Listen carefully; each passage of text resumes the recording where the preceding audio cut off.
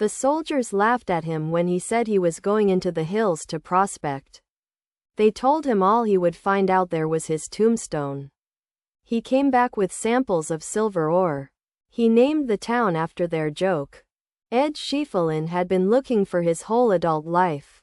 He had worked the Nevada silver fields. He had prospected in Idaho and Utah and California. He had a gift for finding terrain that looked promising and a talent for arriving after the easy pickings were gone, or leaving before the real wealth showed up, or selling his claims too soon.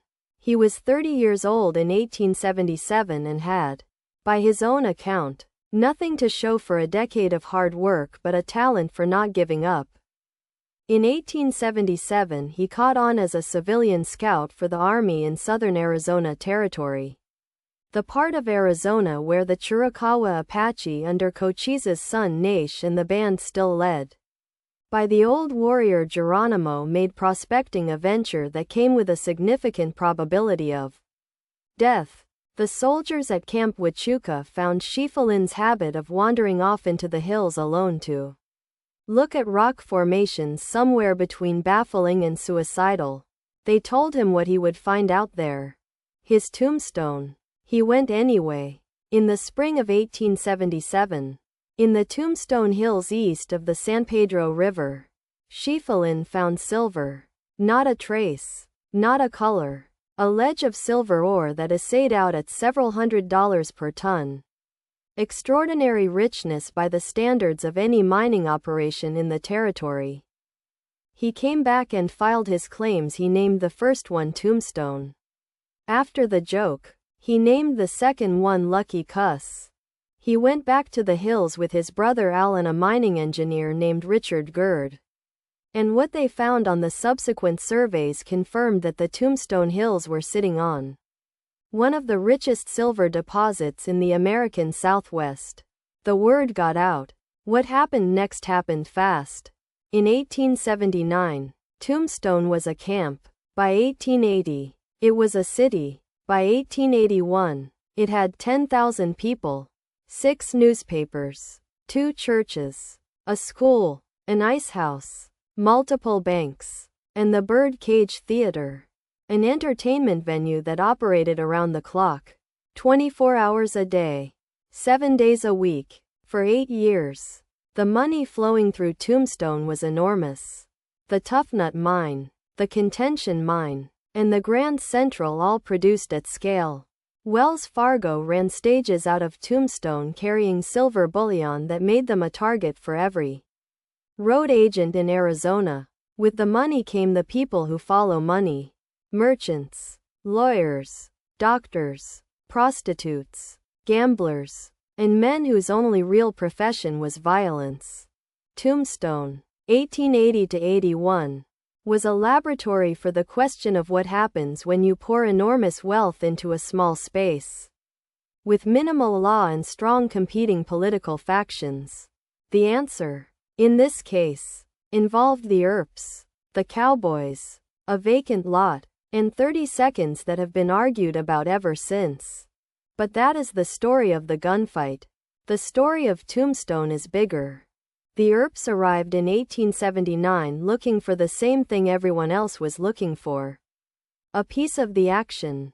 Virgil became city marshal. Wyatt worked various jobs and speculated in real estate and gambling halls. Their families settled in. The Holiday family, in the form of John Henry, Doc, Holiday, followed. The Cowboys were a loose affiliation of ranchers and rustlers and hard men with cattle operations on both sides of the Mexican border. Men who had political allies in the county government and who were increasingly in conflict with the Earp faction for control of the profitable opportunities a boomtown offered. On October 26, 1881, the conflict became physical, in a vacant lot near the OK Corral, and 3 men were shot dead in 30 seconds. The aftermath. The murder trials, the vendetta ride, the governor's warrants, played out over the following months and eventually drove the Earps out of Arizona. By then the silver was already in trouble. The mines below Tombstone had been following rich silver veins deeper into the earth. At a certain depth, they hit water. The water table in the Tombstone Hills ran higher than anyone had anticipated. The mines began flooding. Pumps were installed. More pumps. Larger pumps. The cost of pumping was eating into the margin that made the silver worth mining. In 1886, the pumps failed. The mines flooded completely. Within a year, the population had dropped by half. The businesses that could move, moved. The Birdcage Theater closed. The newspapers consolidated. The city that had seemed like it might become the great metropolis of the Southwest became, very quickly, a small town. It was not a ghost town. It didn't quite die. Tombstone had something most failed mining camps didn't have. A story. The gunfight. The Earps. Doc Holliday. The names and the events and the drama of those years had gotten into the newspapers and the public imagination in ways that outlasted the silver. By the early 20th century, people were coming to see it, not to mine, but to stand on Allen Street and look at the buildings and feel the shape of something that had actually happened there. The town leaned into it. The Tombstone Epitaph, the original newspaper, kept publishing. The OK Corral was preserved and eventually became a tourist attraction.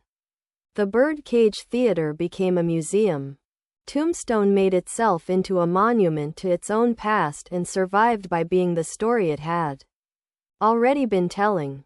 Ed Schieffelin, who found the silver, sold his claims in 1880 for a reported $500,000.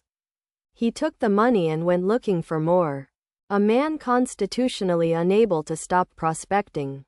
Even when he had found exactly what prospecting was for. He went to Alaska. He went back to California. He died in 1897 in a miner's cabin in Oregon. Alone. With rock samples spread around him that he had been analyzing before he fell asleep and didn't wake up. He was 51 years old. He is buried in Tombstone. Because he asked to be. The town named after a joke outlasted the man who made it. And it is still there. Still telling the story. On the same hills where a stubborn prospector went looking for his tombstone and found silver. Instead, if this story hit you, hit the like button. Share it with someone who loves the West. Subscribe if you haven't. 60 of these are coming. One story at a time. Subscribe, like, share. I'll see you in the next one.